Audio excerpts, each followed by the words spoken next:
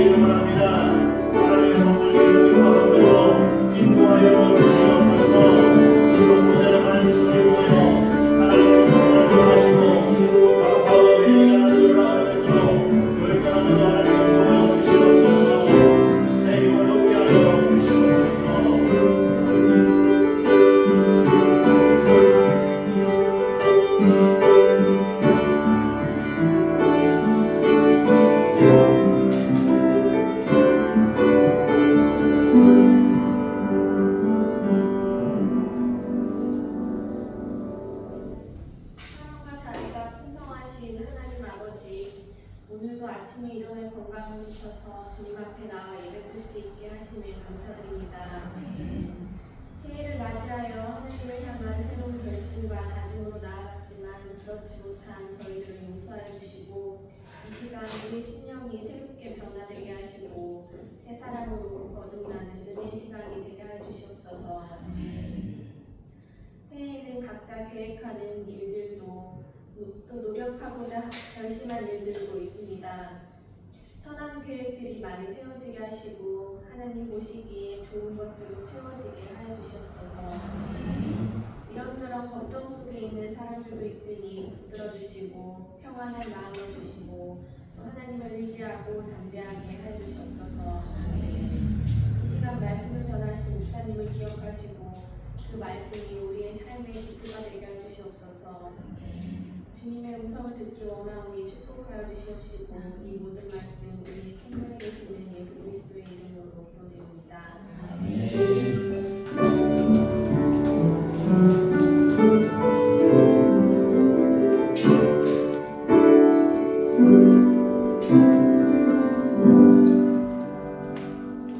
찬양하시면서 응원하시겠습니다.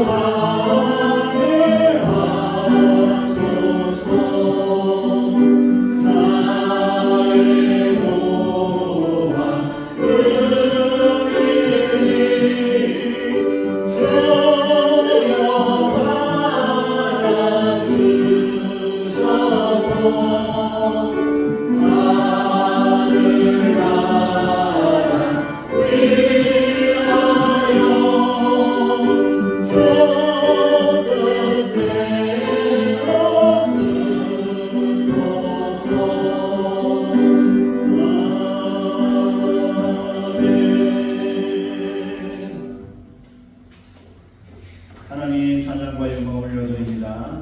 우주 만물의 참 주인이 되시고 저희들의 인생의 출발이 되시며 영원한 하나님 나라까지 저희를 인도하시는 하나님인 줄 믿습니다. 지난 한 주간 동안 하나님이 허락하여 주신 놀라우신 은혜와 사랑에 감격하며 살아가는 성도들이 몸을 드리고 마음을 드리고 모든 것에 참 주인 되신 하나님 앞에 예물을 구별하여 올려드립니다. 이 모든 예물들을 하나님께서 기억하시고 연락하여 주시옵소서. 정성을 다하여 드린 예물 위에 성령의 기름을 부어주시고 예물이 사용되어지는 곳마다 하나님의 아름다운 사랑의 역사와 생명의 역사가 풍성하게 일어나게 하여 주시옵소서. 사람의 이성으로 감당할 수 없는 놀라운 폭포수와 같은 은혜가 모든 영혼들에게 임하도록 하나님 함께하여 주시옵소서.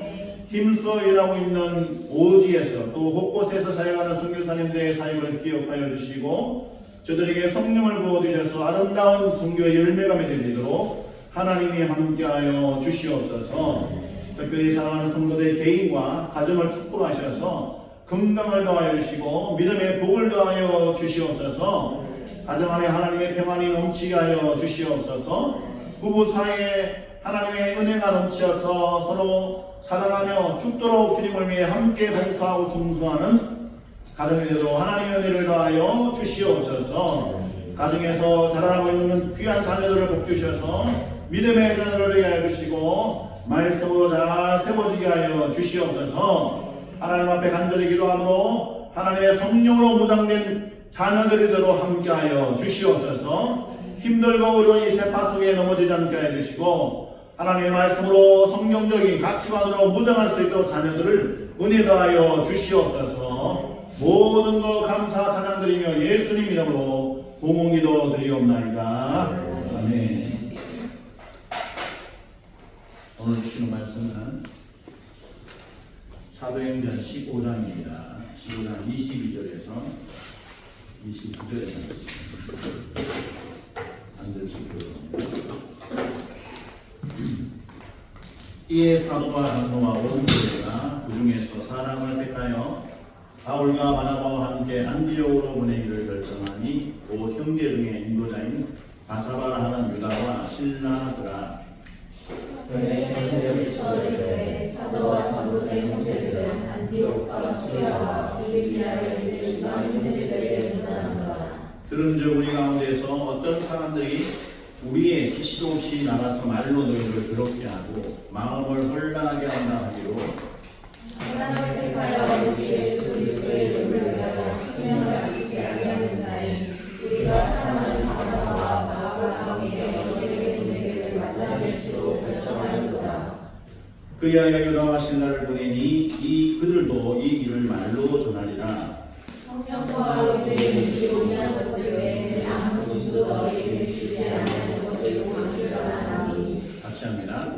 우상의 샘물과 피와 몸에 얻은 것과 은행을 멀리 하시니라. 예수로 산다면 살리리라. 하나님을 원하려 하였더라. 아멘. 네, 옆에 있는 분이 사랑하고 축복합니다.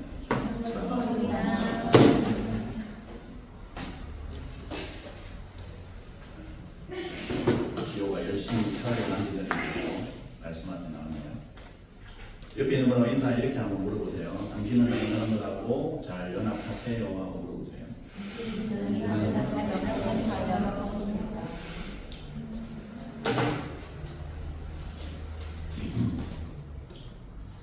네, 고집을 꺾고 이렇게 하나가 된다는 건 쉽지 않은 것 같습니다. 이 아프리카 부족을 연구하는 인류학자 한 교수님이 아이들에게 게임을 제안했습니다. 내가 저쪽에 있는 나무 밑에 딸기를 마시는 딸기를 가구니에 담아놓았는데 너희가 이렇게 선착순에서 달려가서 가장 먼저 도착하는 사람에게 맛있는 딸기를 시커 먹을 수 있는 그런 기회를 주마. 그렇게 이제 게임을 제안했더니 모두가 좋아요 선생님하고 이제 그렇게 했어요. 시작하고 이제 출발했는데 갑자기 거기에 게임하는 모든 아이들이 다 같이 손을 잡고 같이 뛰는 거예요. 같이 뛰어서 반환점을 돌고 이제 같이 동시에 다 들어왔어요.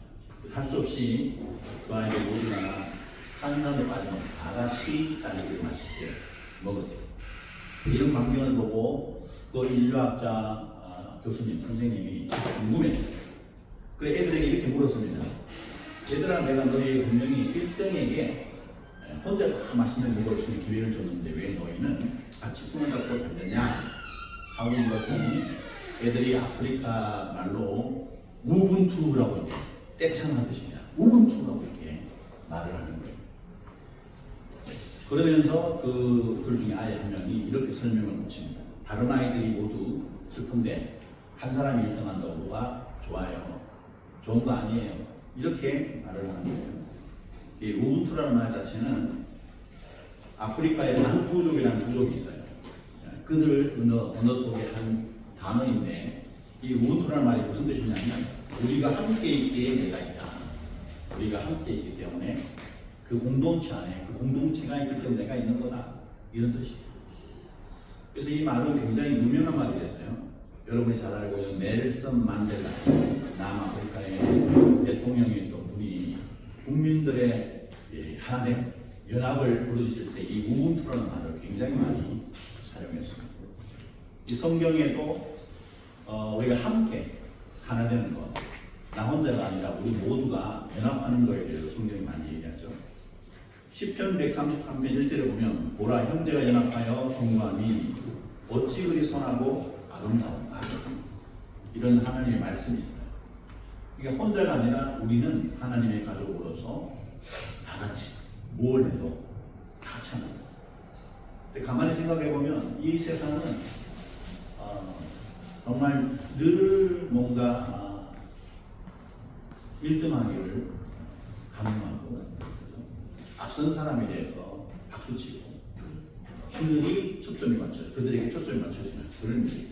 그러니까 끊임없이 뭔가 베스트를 추구하지 않으면 도태되는 누군가의 경쟁에서 나는 이겨야 되는 옆에 있는 친구도 누구도 상관없이 동료도 상관없이 세상에 끊임없이 누가 최고로 나가느냐. 우리가 살고 있는 이 두바이가 도시화를 시작할 때 가장 획기적인 어떤 중요한 세 가지를 사람들 본능 속에 있는 세 가지를 자극하는 어떤 구호를 만들었죠.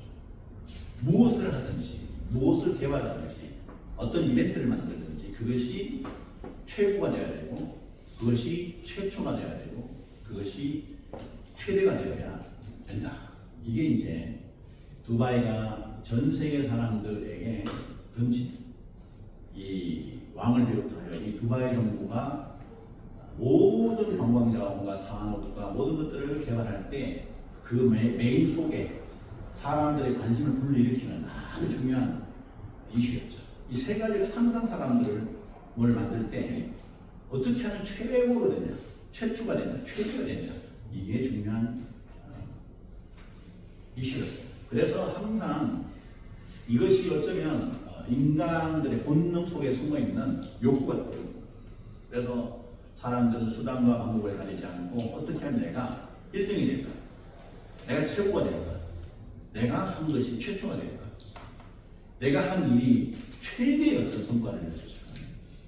이거는 우리가 살아가는 삶의 속에서뿐만 아니라 이게 이런 성향이 교회 안에도 문화적으로 들어와서 거대한 많은 사람 큰 프로젝트 이런 쪽으로 선교에도 그런 일들이 많이 있어요. 그래서 그러다가 하나님이 기뻐하시는 자는 그거 상관하지 않고 사람들에게 주목을 받을 거야. 내가 이렇게 하면 사람들이 좋아할 거야. 이렇게 하면 내가 사역을 끝낸 이후에도 뭔가 크게 내 이름을 알아주겠지. 이게 이제 있는 건데요. 오늘은 성경을 통해서 완전 이런 마인드하고 반대의 마인드의 사람들을 우리가 성경 안에서 보게 됩니다. 거꾸로 사람들이 세상 사람들이 추구하는 세상이 요구하는 그런 마인드가 아니라 완전히 반대. 성경이 진짜 원하는 마인드로 움직이고 있는 한 무리들을 우리가 발견하게 되죠. 우리가 읽지는 않았지만 이미 살펴본 거 사도행전 15장 1절에서 21절에는 어떤 이야기가 있나요? 바울과 바나바가 그죠? 선교를 한 2년 가까이 하면서 많은 선교의 결과를 얻었죠. 그러고 돌아와서 수리 안디옥 교회 사람들 불러 모아놓고 그들에게 선교에 대한 보고를 했습니다. 그래서 이제 이방인들에게 많은 복음이 전해지는 이런 일을 통해서 부작용이 일어난 거예요.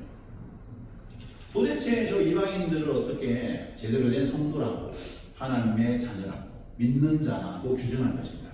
뭐가 기준입니까? 그래서 사람들이 막 얘기하죠. 도대체 하나님의 자녀로서 어떻게 이방인들이 하나님의 자녀가 될 수 있냐? 그들이 교회에 들어왔다고 해서 무엇을 두고 우리가 그들 인정할 것인가? 막 얘기가 논쟁이 많이 됐어요. 그런 이야기가 막 갈등이 일어나고 곳곳에서 분란이 일어나니까 바울과 바나바가 어떻게 돼요? 안디옥에서 예루살렘 교회로 가게 됩니다. 그래서 예루살렘 교회에서 회의를 하게 돼요. 그래서 사도행전 15장에 보면 1절부터 22절에 정확하게 무슨 장면이 나오냐? 예루살렘 교회에서 공의회라고 교회의 중요한 리더들, 장로와 중요한 어른들이 모여서 회의가 열렸어요. 그러면서 어떻게 하는 것이 제대로 된 것인가? 그 회의가 열렸을 때 바리새파 출신의 믿는 자들, 믿기는 믿지만 원래 근본적으로는 바리새인이었다가 예수를 믿게 된 자들이 뭐라고 주장했냐면 그 이방인들에게는 할례를 행하고 모세의 율법을 조목조목 얼마나 잘 지키느냐가 제대로 구원된 자냐 믿는 자냐를 구분할 수 있는 기준입니다. 이것이 기준이 되냐 막 주장했어요. 그런데 어떤 이들은 아니다. 그것만이 다가 아니다라고 주장하는 이 두 가지의 어떤 갈등, 논쟁이 많이 일어났습니다.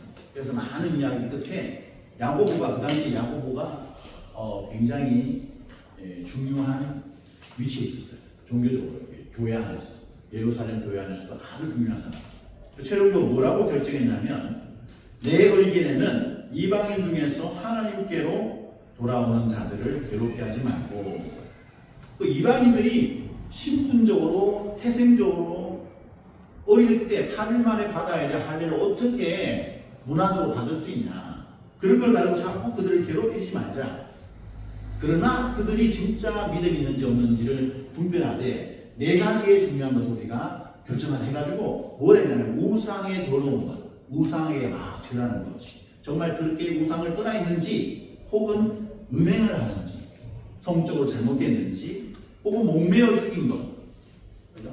이상한 죽음, 부정한 그런 것들과 자꾸 관계를 하는지 또 피의 생명이 피에 있는데 그걸 함부로 피를 섭취하거나 잘못된 걸 사용하는지 이런 것들을 멀리하라고 우리가 기준을 정하고 이걸 편지를 보내서 이방인들이 정말 믿음이 있는지 아닌지 분별하자 이렇게 얘기합니다.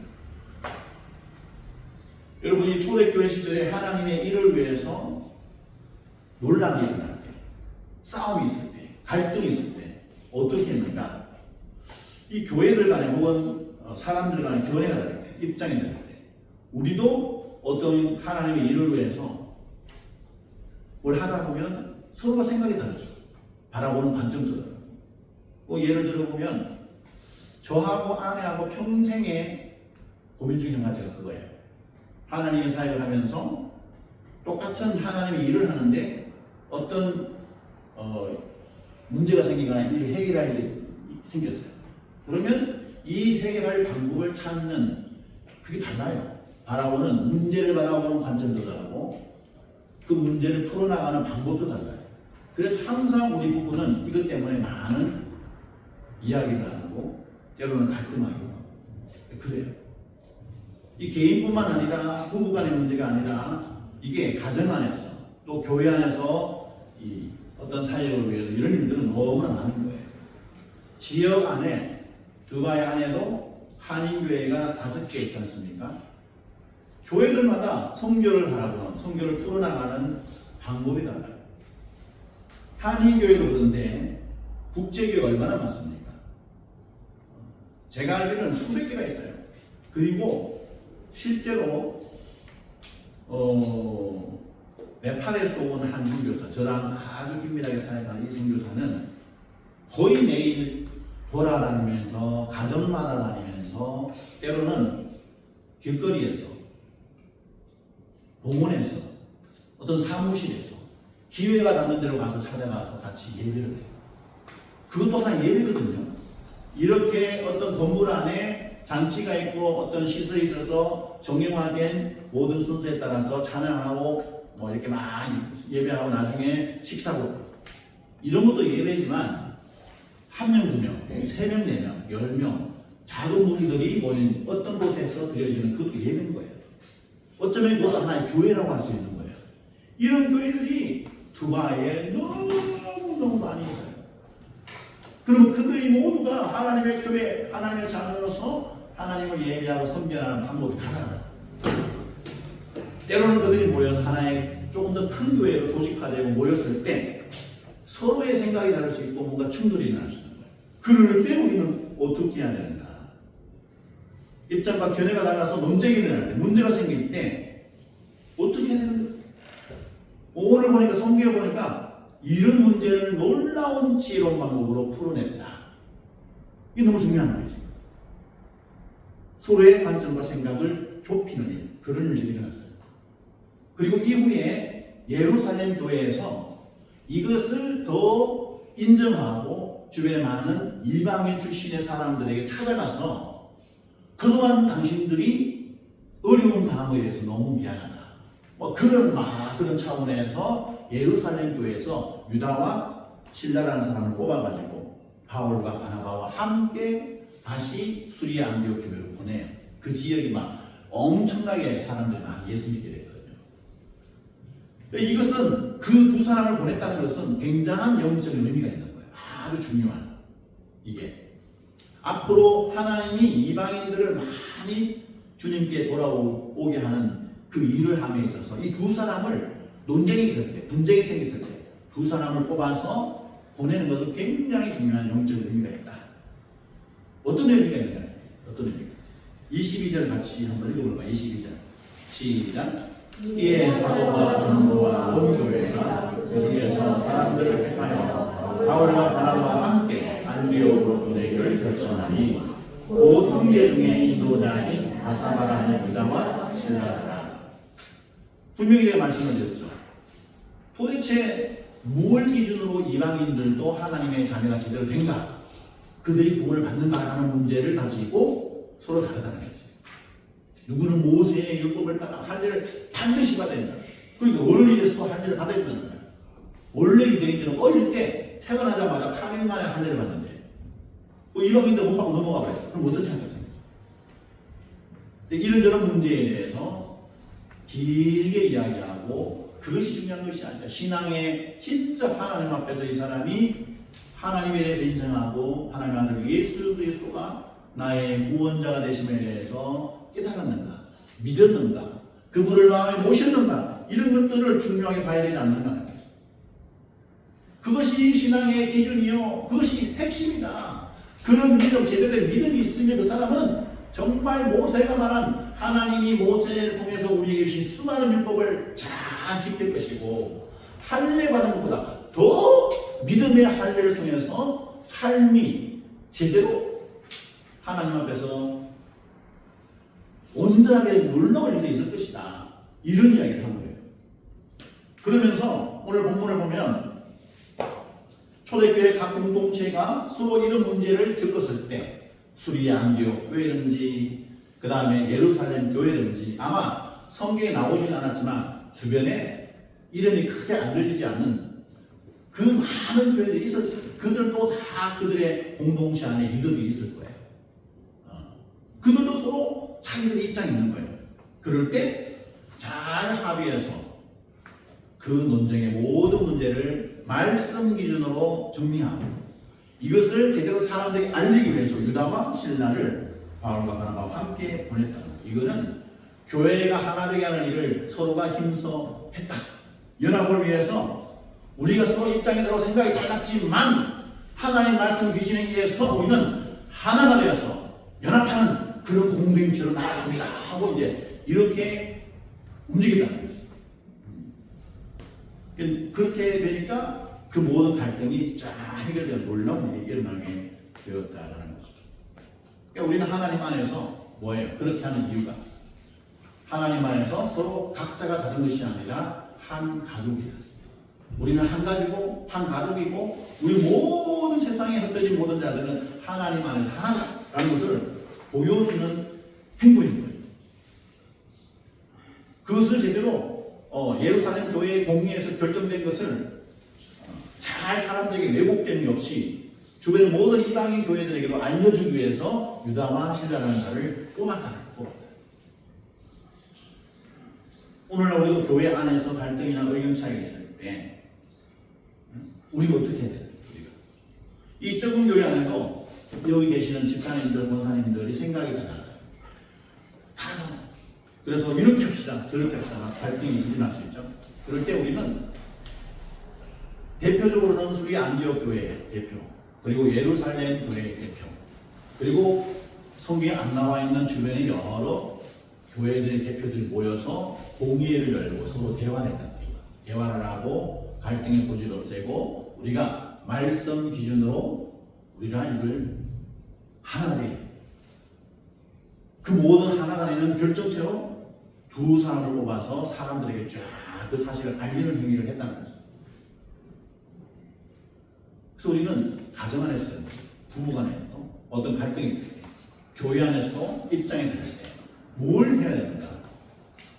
도대체 저 사람은 왜 저렇게 생각하는지, 왜 저런 주장을 하는지, 무엇 때문에 이렇게 강력하게 말하는지에 대해서 우리가 이해해야 한다. 그냥 생각이 다르고 입장이 다르다고 해서 그것을 거부하거나 무시하는 게 아니라 왜 저런 주장을 하는지에 잘 귀 기울여서 들을 필요가 있다는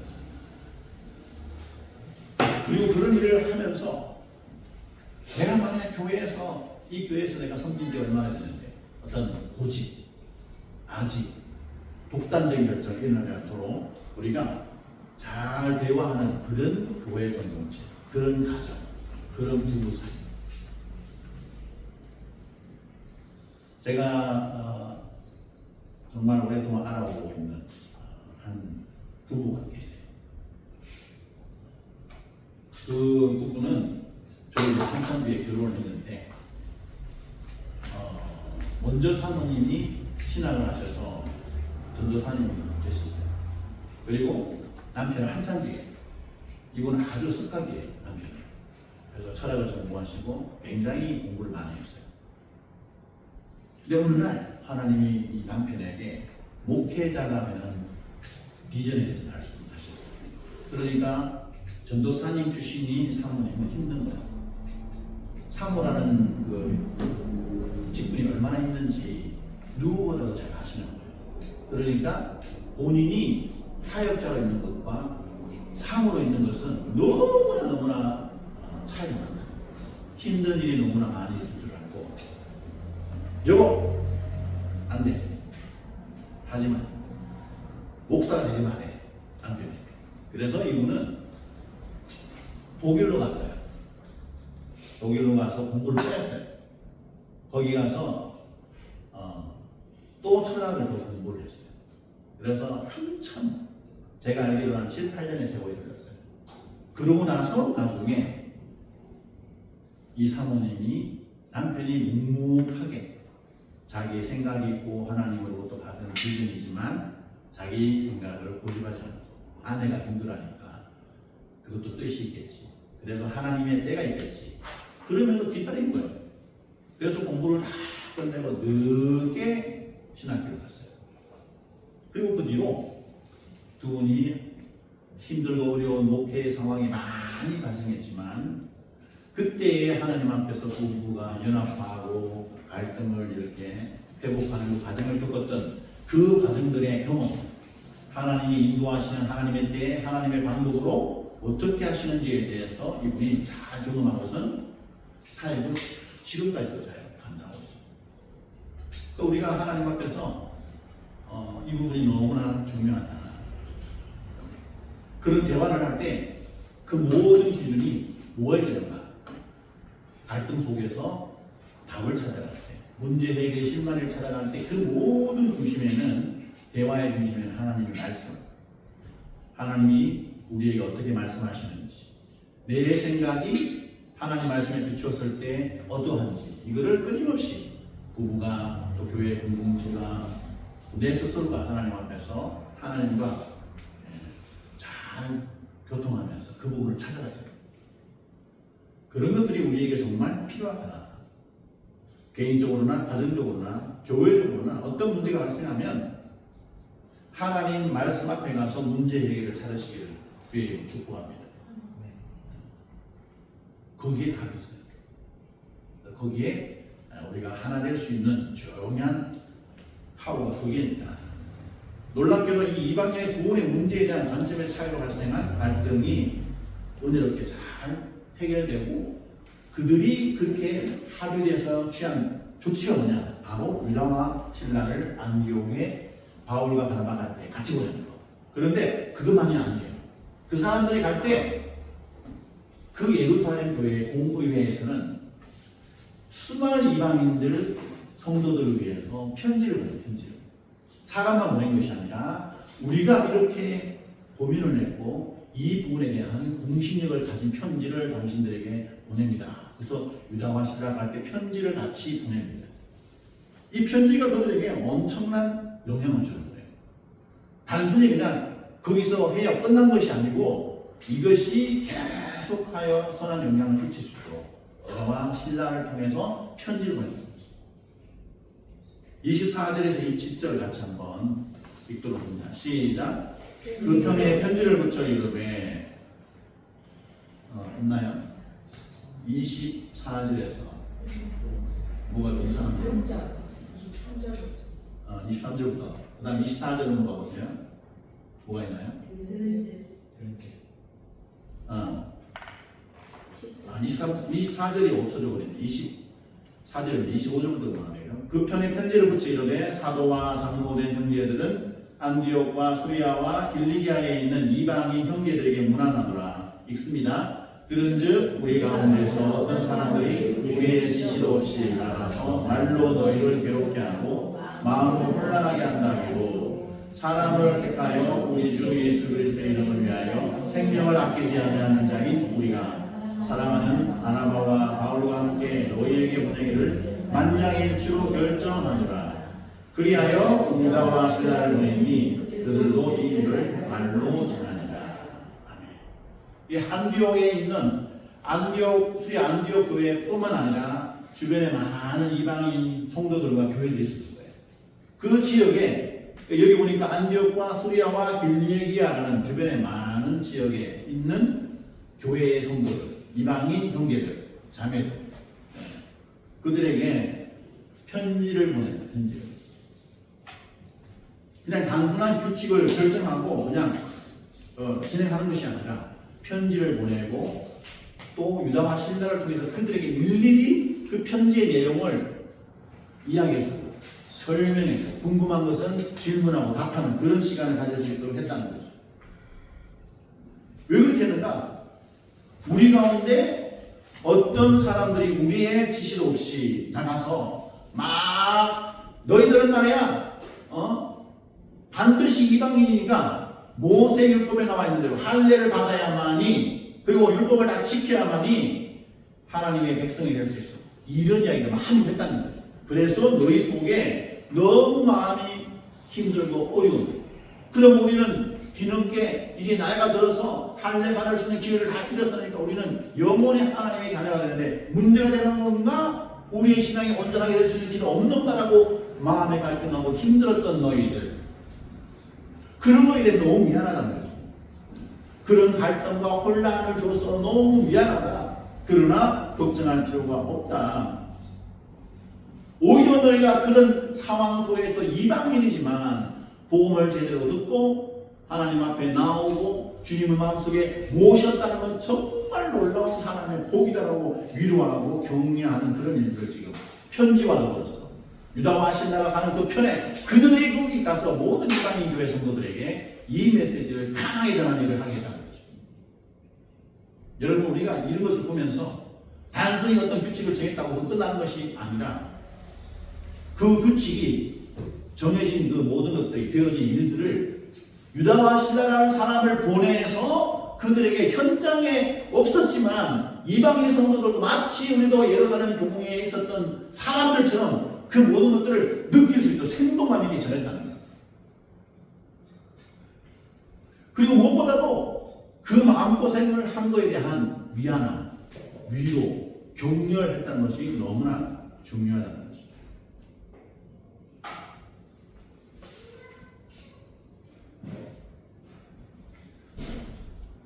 우리도 가정이나 교회 안에서 어려운 문제가 있을 때 심한 고통과 아픔 가운데 있는 그런 개인들, 부부관계 속에 있는 분들을 마주하게 될 때 우리가 해야 될 가장 중요한 게 뭔가? 뭐 정보를 검색해가지고 첫 번째 이렇게 하시고요, 두 번째 이렇게 하시고요. 이런 거를 하는 게 문제가 아니라 그게 문제가 아니고 그런 아픔과 고통 속에 수많은 세월 동안 괴로워했던 것들에 대해서 그 똑같은 마음이 되어서 이렇게 공감해 주는 것. 얼마나 힘들었을까요? 저도 이런 일을 겪어봐가지고 저가 정말 너무 힘들었어요.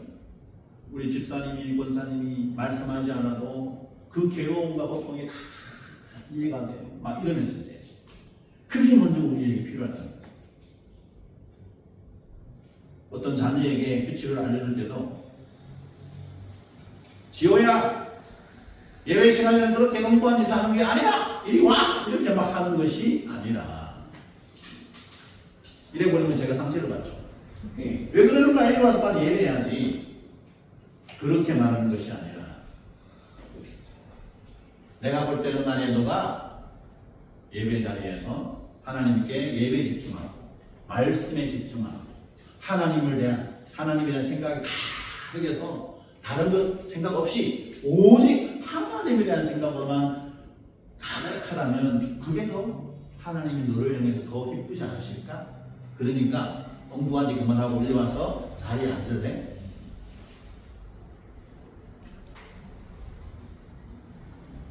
이렇게 말해주는 게 우리 아이에게 더 좋다는 거예요. 이렇게 하면 안 돼. 이거 하나님 기뻐하는 거 아니야. 당장 그만둬. 이리 와서 앉아. 졸지 말고 눈 크게 뜨고 집중해서 예배 참석해. 막 이렇게 말하면 상처를 받을 수 있지. 그러다가 보통 사람이 어떻게 돼요? 잘못된 일이나 내 기준에 의해서 뭔가 이탈돼 그런 태도를 보이거나 그런 어떤 모습이 보이면 나도 모르게 이 속에서 분노와 짜증이 일어나서 그 상대방을 향한 그 분노와 짜증이 흘러가는 거죠. 그렇게 하면 하나님의 선을 이루기가 힘들다. 어떤 문제가 있을 때 그 문제를 일으킬 수밖에 없는, 예배에 집중하지 못하고 저렇게 마음에 다른 생각을 하고 막 이렇게 하는 그 영적인 고통에 대해서 이해해주고 얼마나 오랜 세월입니다. 그죠? 하나님 앞에 예배하는 것이나 하나님 말씀에 집중하여 순종하는 것이 힘들었으면, 그것을 맛을 못 봤으면 저 영혼이 저렇게 힘들까? 그런 마음을 우리가 먼저 품을 필요가 있다. 문제를 단순히 문제로만 바라보는 것이 아니라 저 문제 가운데 있는 그 영혼을 바라보면서 그 영혼의 아픔과 고통, 겉모습은 멀쩡하지만 속에는 정말 얼마나 본인도 원래 하나님이 창조하셔서 하나님의 형상과 모양 때문에 하나님을 악망하고 하나님을 찬양하고 하나님과 더불어 공동체 다른 식구들과 함께 더불어 어울리는 것이 진짜 좋은 것인지, 지금은 무슨 이유든지 그걸 모르고 막 그러지만 어떤 이유가 있을 거라는 거죠. 그렇게 나타나는 현상. 그 영혼의 깊은 아픔을 먼저 위로하고 격려하고 그걸 공감해 주는 것이 우리에게 먼저 해야 합니다.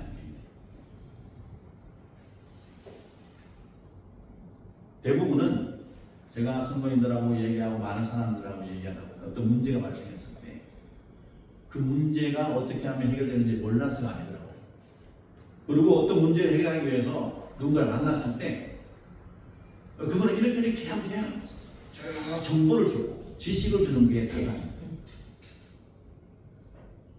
그냥 그 아픔 가운데 있는 그 자체를 그냥 인정하고 만져주고, 어떤 경우에는 몇 시간 동안 며칠 동안 주저리 막 중물중물 아무런 의미도 없는 이야기를 막 이야기할 때, 고통의 이야기를 막 쏟아낼 때 그냥 가만히 앉아서 같이 눈물을 흘리고 슬퍼하고 그냥 들어주는 거, 이것이 문제를 해결하는 가장 중요한 문제 해결의 문을 열고 들어가는 길이라.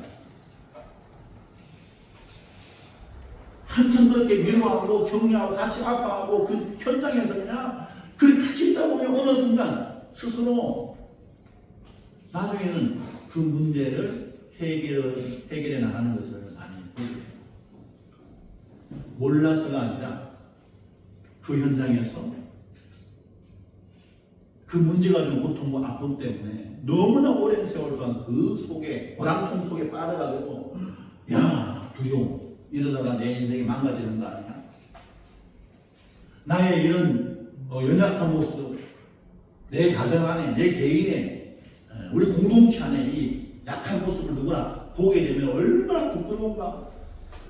안 보려고 막 감싸고 숨기고 막 위장하고 거짓말해서 막 이야기하고, 그럴 것이 아니라 있는 그대로 그냥 이야기합니다. 그럼에도 불구하고 수년 오랜 세월 동안 내가 가졌던 이 아픔을 그동안 내가 참아오고 버티고 하면 더 이상 내가 버티지 못하겠네, 못 견디겠네 이러면서 그냥 내 삶의 모든 살아야 할 존재 이유를 놓쳐버리면 그게 심각합니다. 그럼에도 불구하고 당신이 존재하는 것이 하나님 앞에서 가치가 있습니다. 그래서 당신은 버텨야 됩니다. 인내해야 됩니다. 하나님이 당신에게 이 아픔을 주셨지만 정말 당신은 앞으로 더 귀한 하나님의 그릇으로 만들어질 것입니다. 온 가족들이 다 하나님의 자녀로 구원받고 하나님의 복을 누리게 될 것입니다. 사실은 나도 이런 아픔, 저런 아픔, 이런 고통, 저런 고통 때문에 오랜 세월 동안 힘들어 왔습니다. 근데요, 그 와중에 누구를 만나서 이야기를 해보니까 이렇게 저렇게. 저도 2006년에 두바이 와서 2009년에 교회를 개척하고 다니엘 비전센터 개원하고 뭐 좀 속된 이야기로 하면, 야, 어떻게 교회가 부흥하나, 이렇게 부흥하나. 한때 교회에 손님 오는 것 자체가 들어와요. 이렇게 소수가 모여서 예배하는 것을 보면 어떻게 되나. 뭐 알리도 못하고 뭐 그런 마음이 인간적으로는 있었어요. 사실 초기에. 선교를 합시고 하는데 선교에 대한 뚜렷한 열매가 없이 누구에게 뭘 설명해야 되는데, 예를 들어서 이주민 노동자 사역이에요. 저는 우르드를 못해요. 그렇다고 영어가 능통한 것도 아니에요. 이것도 아니 저것도 아니 어정쩡한 상태에서 복음을 전하는 일을 해야 되겠다라고 마음에 하나님 뜨거운 마음을 주시니까 하기는 해야 되겠어. 그래서 할 수 있는 일이 뭔가, 그거를 내가 할 수 있는 걸 실수적으로 하다가 포기하려고 했다가 하나님이 사람을 붙여줘서 계속하게 돼요. 그리고 그들이 와서 돕게 됐는데 거기에서도 인간적으로 생각하면, 야, 내가 뭐 하는 거지? 나는 껍데기인가? 핵심은 못해. 분위기만 잡아줘. 이것도 사회인간하고 사람들과 지적을 하면 할 말이 없는 거예요. 근데 하나님 앞에 정직하게 제가, 하나님 지금으로서는 제가 할 수 있는 일이 여기까지입니다. 제가 더 실력을 쌓고 언어적으로도 준비가 되면 그때 본격적으로 다녀오겠습니다. 그러나 지금 그렇다고 해서 이 일을 중단할 수는 없잖아요. 그래서 영적인 자존심 아주 심하게, 너가 정말 성교사가 맞냐? 언어도 잘한다면서 무슨 성교를 한다고 그러냐? 할 말이 없어요. 부끄러워져요. 그럼에도 불구하고 오랜 시간 동안 이런 아픔에 대해서 사람들하고 진짜 내놓고, 목회자들하고 선교사들하고 내놓고 이야기를 할 수 있는,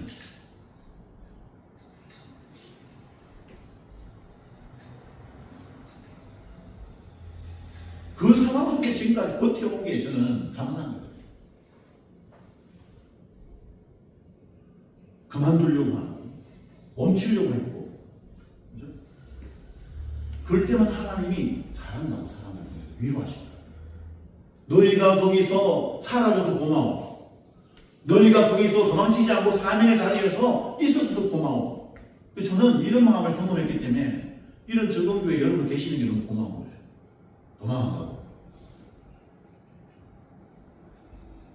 이런 적응교회의 공동체 소중함을 아시고 여기 나와서 함께 찬양하고 예배하는 이 자체, 이것을 하루 한 주 한 주 감당하고 계신 여러분들이 너무 저는 소중하고 하나님께 감사합니다.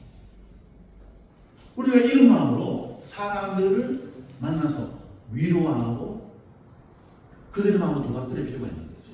이게 문제라는 거예요. 그리고 나중에 문제는 스스로 그런 어떤, 내가 왜 버텨야 하는가?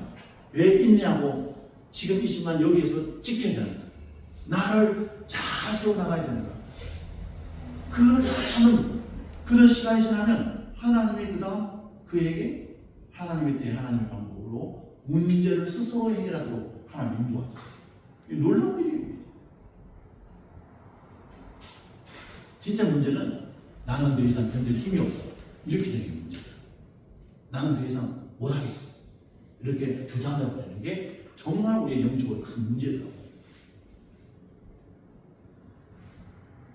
여러분 옆에 있는 분에게 이렇게 격려합니다. 당신 곁에 제가 있습니다. 하나님께서 우리와 함께하고 계십니다.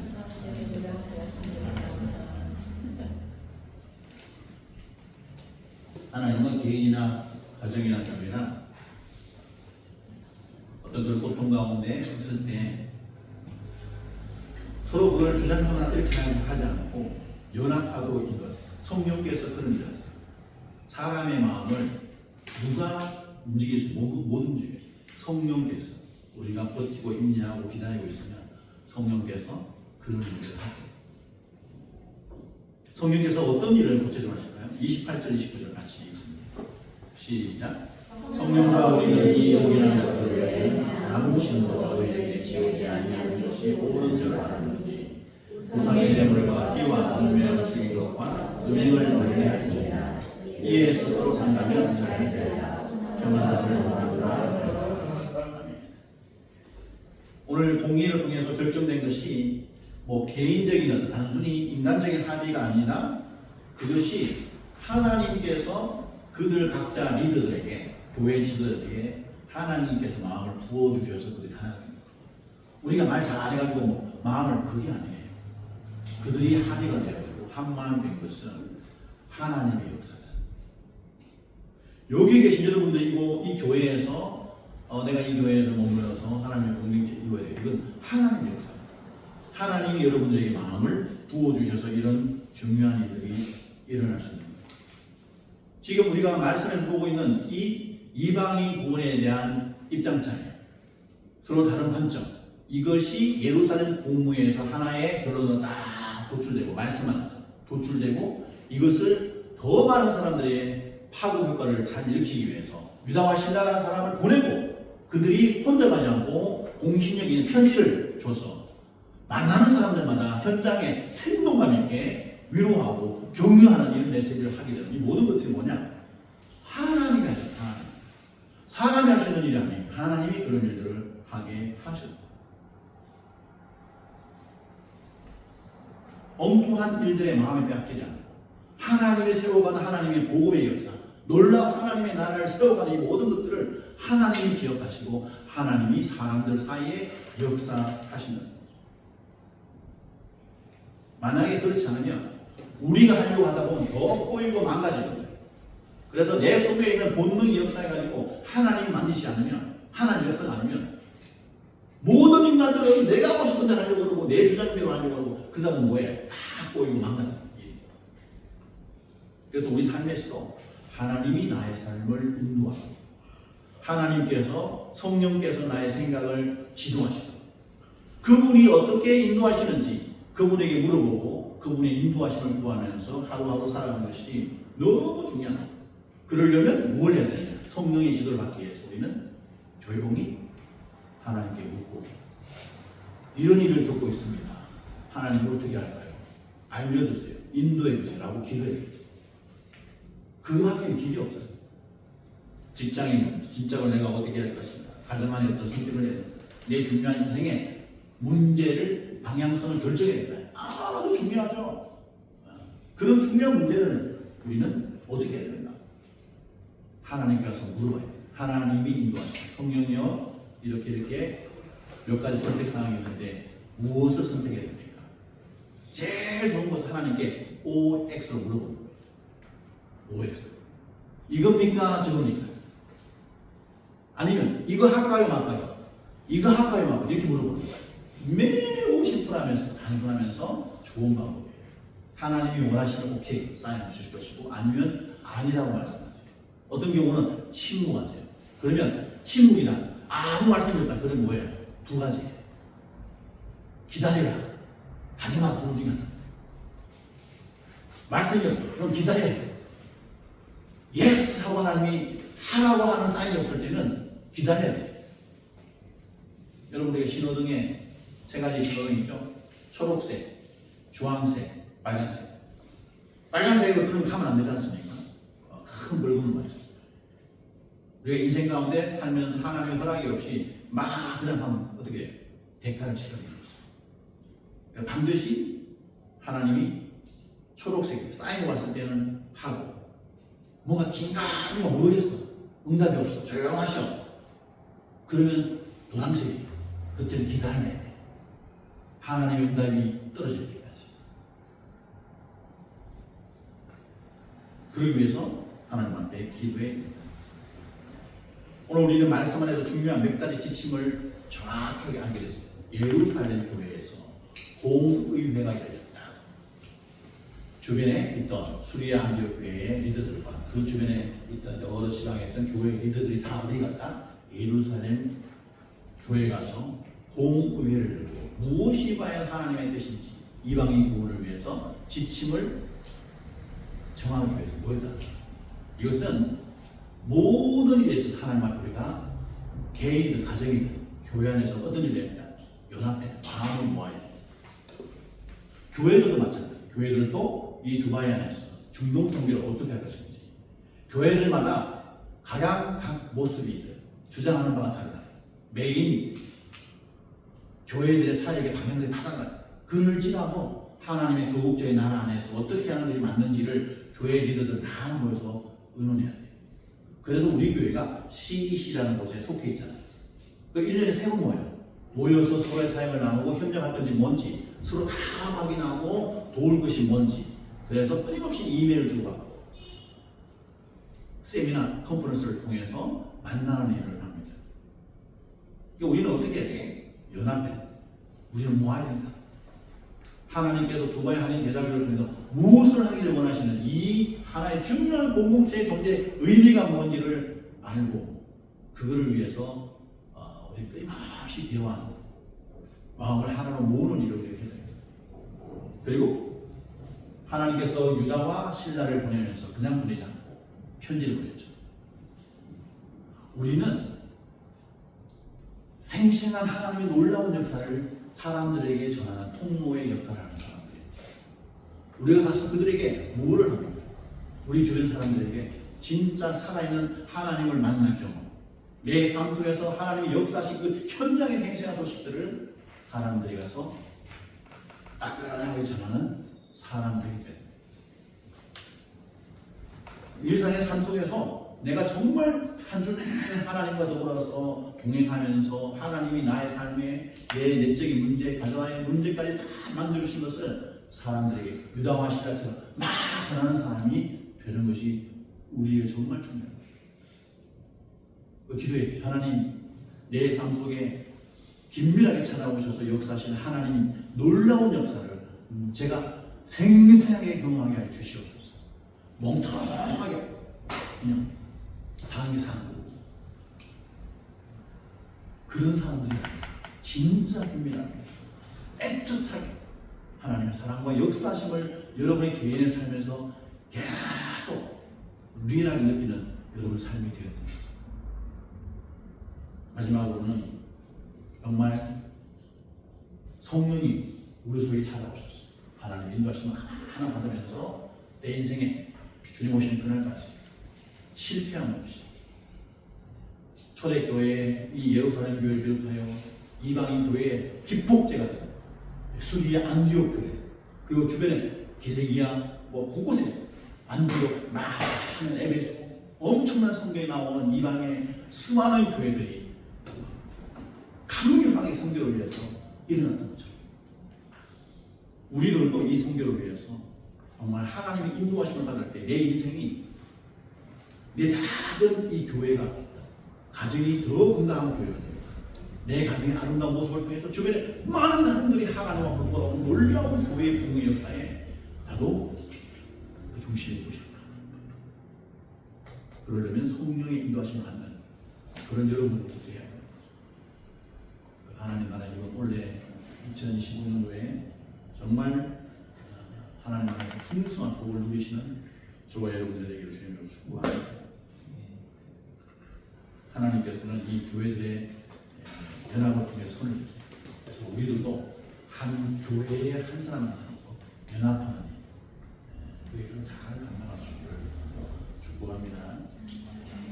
말씀을 기억하면서 찬양하겠습니다. Oh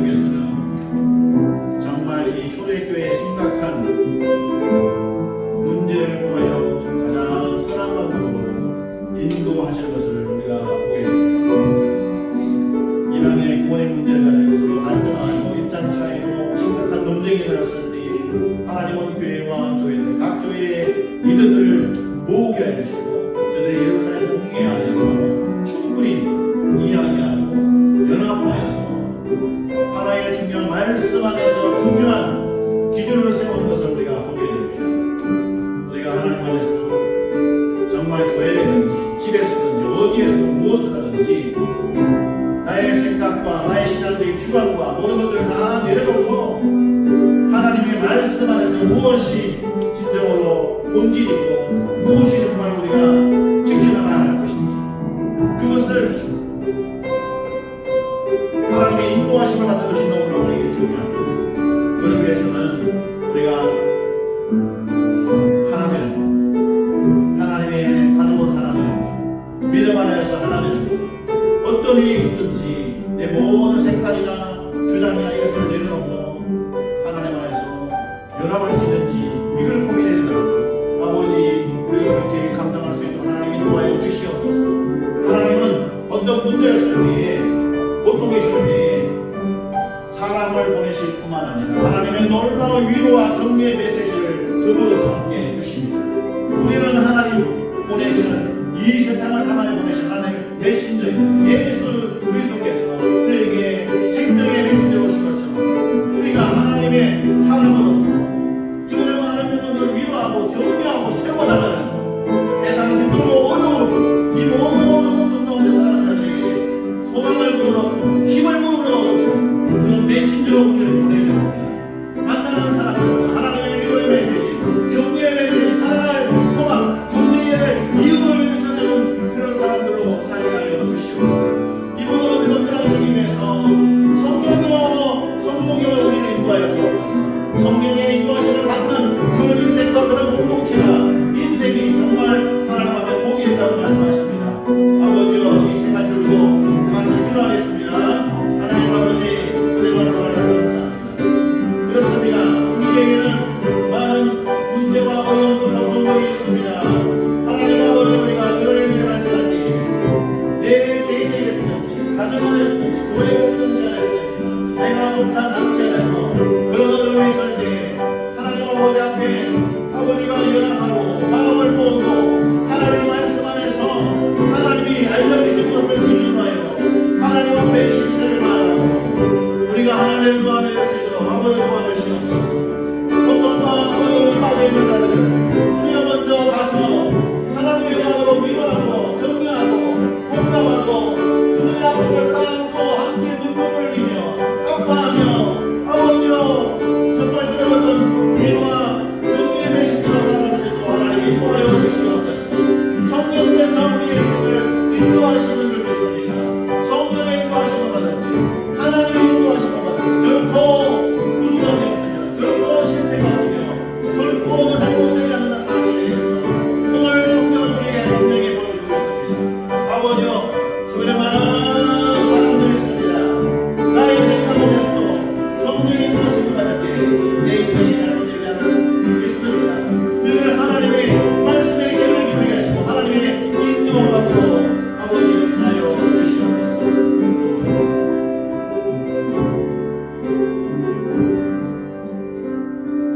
하나님 감사합니다.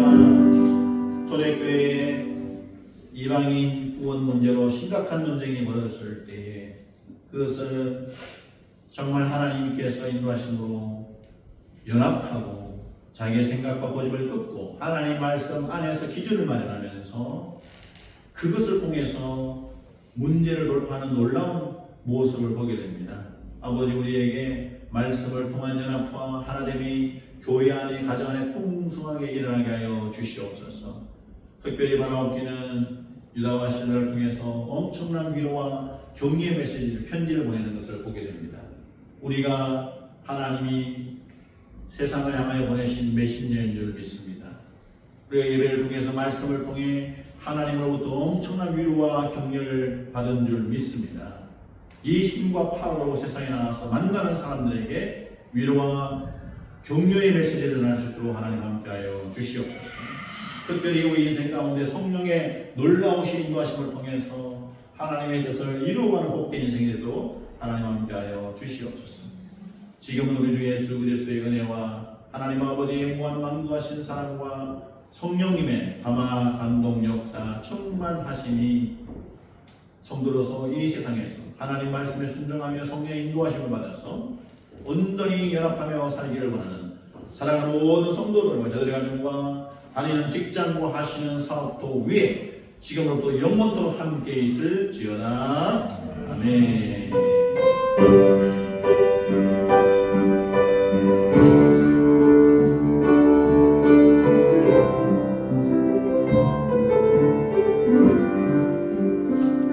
네, 예배를 마쳤습니다. 우리 기록하였습니다. 감사합니다. 수고하셨습니다. 저희는 맛있는 또 식사를 오늘 도시락을 써봤어요. 아내가 도시락을 씁니다. 안녕, 승진해주세요. 샬롬. 오디오를 꺼주세요. 영상. 조집사님 오디오를 꺼주세요. 오디오.